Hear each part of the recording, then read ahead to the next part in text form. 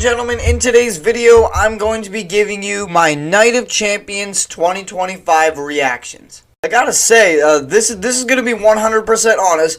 I gotta say, this is one of the better PLEs that I've watched so far this year. I mean, Money in the Bank stunk. The Saturday night's main events, they stunk. But this Night of Champions was actually, again, one of the better PLEs that I've seen so far in 2025. Before we hop right into it, don't forget to subscribe to the channel if you haven't already.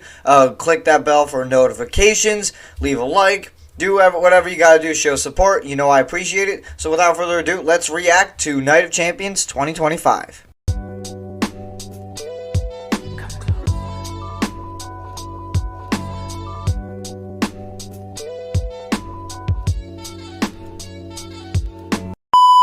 Alright, so we'll go from match 1 to the last match, and that is Cody Rhodes winning the King of the Ring tournament, beating Randy Orton. I give it a 6 out of 10. I mean, it was a little bit slow paced to start, but then slowly picked up more and more speed. I thought by the end the match was actually pretty tremendous. I mean, Cody Cutter into the RKO, like, that was dope. That was really cool. Like, my problem with this match is that, like, it didn't seem like it had any prestige as you would think a Randy Orton and Cody Rhodes match would be. Like, it just kind of felt like this was just used to set up Cody Rhodes and John Cena, quite literally, but, like, it seemed like that was the only purpose, and that was the only reason this match was even going on. I am expecting a part 2 of these two eventually. I mean, the way Randy looked at Cody as he was walking up the ramp, like, that pretty much foreshadowed another match between these two in the future, but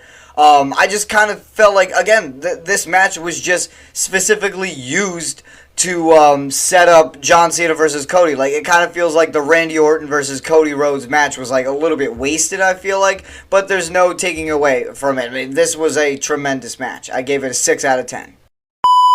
Right now we have Rhea Ripley beating Raquel Rodriguez in a street fight. I actually gave this match a 7 out of 10. Like, I really like this match. I mean, these two, I mean, you had to assume that this match was going to be good because Raquel Rodriguez and Rhea Ripley, I mean, they do have a lot of chemistry together, and I felt like it really came into the play with this match. You got Rhea whipping Raquel 1,000 times. You have Raquel just slamming Rhea onto the announcer's table cover. You got that beautiful riptide from a table that they put on the turnbuckle. That was crazy. My only pet peeve with this was there didn't need to be any interference with Roxanne Perez, and when she did interfere, it kind of felt it was kind of pointless. Like, alright, you came in, you got beat, goodbye, you know. But either way, this match was a 7 out of 10. It was very solid, and I'm sorry that I just brushed this off of my predictions video so easily.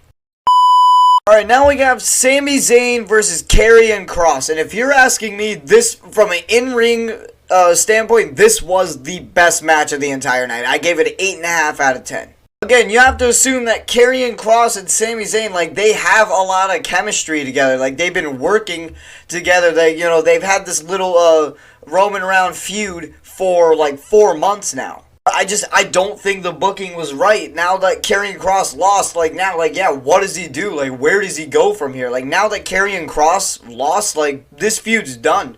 Like, it's over. Like, Sami got his revenge, and now, like, this feud, like, doesn't have any juice left. I just hate it when WWE does this. Like, they always have the babyface win first.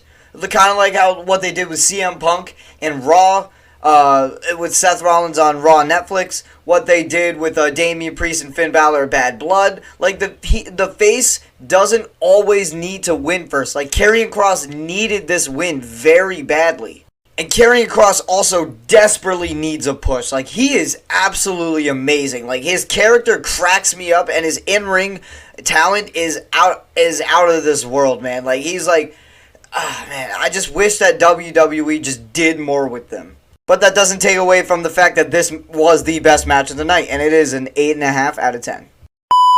Alright, now we have Solo Sikoa taking the United States Championship away from Jacob with the help from a returning Tongaloa and Hikuleo. This This match was decent. I give it a 7.5 out of 10. Again, very good chemistry together. Jacob Fatu, Solo Sikoa doesn't need an introduction. They've been a faction for ever since July of last year.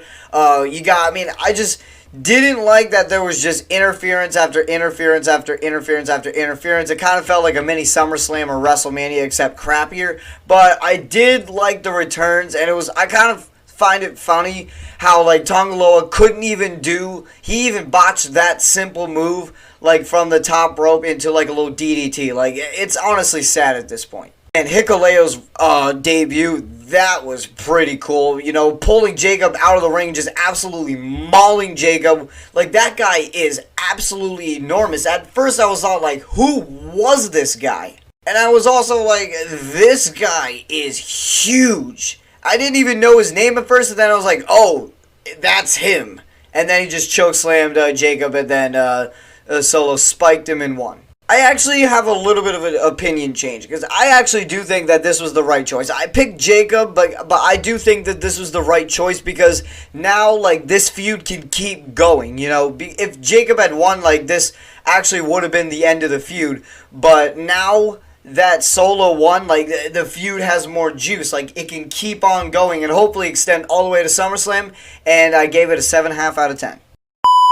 Alright, and now we have the Women's Queen of the Ring tournament, where Jade Cargill won. This match gets a 4 out of 10, man. This match was a turd. For one, it made Jade Cargill look very weak, because it kind of seemed like Asuka was dominating her the entire match until the ending. And two, like, this match was just sloppy. There was telegraphing, there was botches, there was just, I don't know, it's just, I guess I was bored watching this match. Like, not one did I ever go, like, oh, wow, during this match. Like, it was just boring. And honestly, this could be a pretty hot take, but I'm starting to fall under the impression that Jade Cargill is just not that good of an in-ring performer. Like, the Naomi match, you know, matches that she's had since WrestleMania, is just, they've all been turds.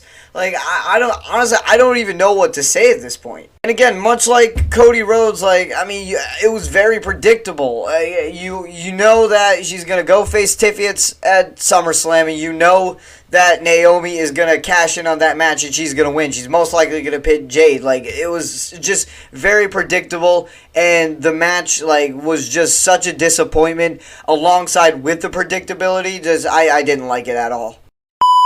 Alright, now we got the main event of the entire show. John Cena versus CM Punk, with John Cena winning. 5 out of 10.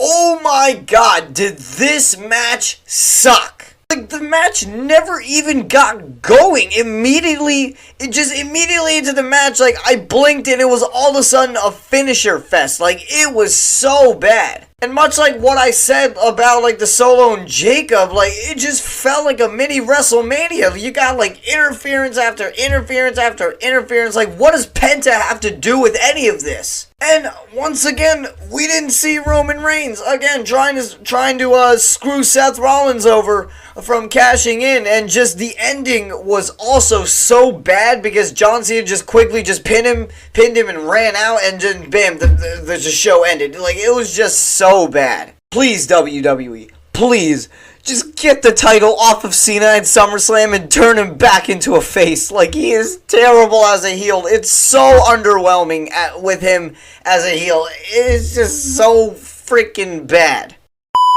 Alright guys, I'm done ranting. I hope you enjoyed this video, and like I said, this was one of the better PLEs, and one of the more entertaining PLEs, well, until the final two matches. But either way, let me know in the comments what you thought of it. Don't forget to leave a like, subscribe, turn on the bell for notifications, do whatever you gotta do to show support. So without further ado, I'll see y'all guys next time I upload. Peace.